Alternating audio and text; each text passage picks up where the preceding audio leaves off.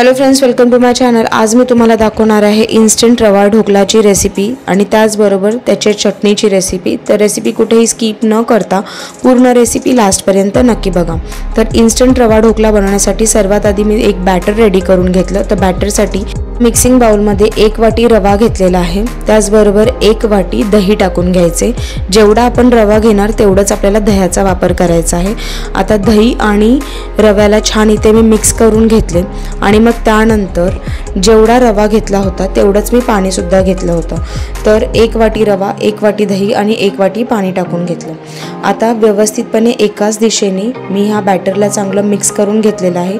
रव्यामध्ये अजिबात गुठळा राहता कामा नये। आता हा रवा मला भिजत ठेवायचा होता, तर मिक्सिंग बाउलवर मी झाकण ठेवले। 15 ते 20 मिनिटं याला चांगलं भिजत ठेवायचं। 15 ते 20 मिनिटं उलटले की मग मी या बॅटरमध्ये पाव चमचा साखर टाकून घेतली आणि त्याचबरोबर अद्रक हिरवी मिरचीचा ठेचा टाकून घेतला। तर 3 ते 4 हिरव्या मिरच्या आणि अर्धा इंच अद्रकच्या तुकड्याला चांगलं क्रश करून घ्यायचं आणि मग ते इथे वापरायचं आहे। चवीनुसार मीठ टाकायचं, सर्व जिन्नसला मिक्स करून घ्यायचं।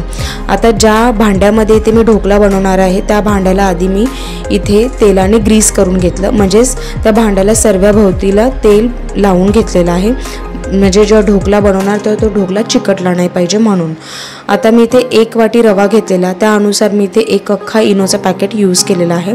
तर जर का तुम्ही कमी ढोकला बनवत असाल तर इनो कमी टाका। इनो टाकल्या बॅटरला चांगलं मिक्स करायचं आणि लगेचच जे भांड्याला मी तेल लावून घेतलेलं ना त्याच्यामध्ये हे बॅटर टाकून घेतलेलं आहे।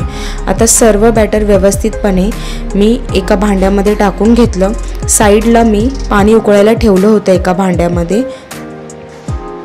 आता हे छान बॅटर एका भांड्यामध्ये मी काढून घेतलेलं आहे। याच्यावरती आता थोडंसं मी इथे लाल तिखा मसाला टाकून घेतलेला आहे, त्याच्याने टेस्टसुद्धा चांगली येते आणि दिसायलासुद्धा छान दिसतं। आता हे ढोकल्याचं जे मिश्रण आहे ते रेडी झालेलं आहे। पाणी तापलं की नाही ते मी एकदा चेक करून घेते। भांड्यावरती मी इथे एक प्लेट ठेवलेला होता, तो प्लेट आधी काढून घेतला। तर बघू शकता पाण्याला छान उकळ आलेली आहे। गॅसची फ्लेम हाय ठेवली होती। आता या स्टँडवरतीच मी इथे हे ढोकल्याचं भांडं ठेवलं आणि पुन्हा भांड्यावर झाकण लावून घेतलं आणि 15 मिनिटं गॅसची फ्लेम मीडियम ठेवायची आणि या ढोकल्याला स्टीम होऊन द्यायचं। तोपर्यंत मी या ढोकल्याची चटणी तयार करून घेतली। तर एका मिक्सरच्या भांड्यामध्ये इथे मी 1 चमचा जिरं घेतलेलं आहे, अर्धा इंच अद्रकचा तुकडा, 2 ते 3 लसणाच्या पाकळ्या, 4 ते 5 हिरव्या मिरच्या आणि 1 मूठभर इथे मी पुदिना घेतलेला आहे। तुम्हाला जर काही ते कोथिंबीर टाकायची तर ती सुद्धा टाकू शकता। त्याचबरोबर चवीनुसार मीठ टाकून घेतले। एकदा ह्याला मिक्सरमधून फिरवून घेतले आणि मग त्यानंतर ह्याच्यामध्ये पाणी न टाकता ह्याच्यामध्ये मी 2 ते 3 चमचे मेयोनीज टाकलेलं आहे। तर मेयोनीज टाकल्यानंतर चटणीला एक क्रीमी टेक्स्चर येतं। पुन्हा मी भांड्याला झाकण लावून घेतलं आणि एकदा मिक्सरमधून फिरवून घेतलं। ह्याची जी पेस्ट आहे ती एकदम बारीक तयार करून घ्यायची। तर ही जी चटणी आहे ती इथे रेडी झालेली आहे। 15 मिनिटं उलटल्यानंतर मी भांड्यावरचं झाकण काढलं, ढोकला एकदा चेक करून घेतला। तर नाईफने चेक केला, नाईफ एकदम क्लीन बाहेर निघाला, म्हणजेच ढोकला इथे रेडी झालेला आहे। तर हे जे भांडं आहे ते मी काढून घेतलेलं आहे, गॅस बंद करून घेतला।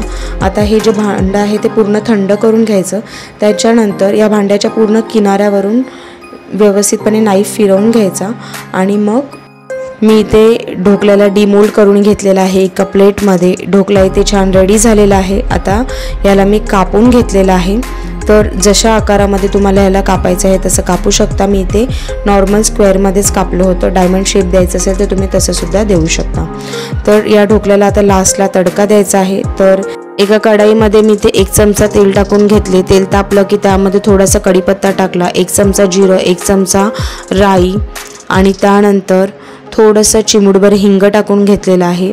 आता ह्या तडक्याला अर्धा मिनिटभर मीडियम फ्लेमवरती चांगलं परतवून घेतलं। त्याच्यानंतर ह्याच्यामध्ये बारीक चिरलेली कोथिंबीर टाकून घेतली आणि मग हा तयार झालेला तडका मी ढोकल्यावरती टाकून घेतलेला आहे।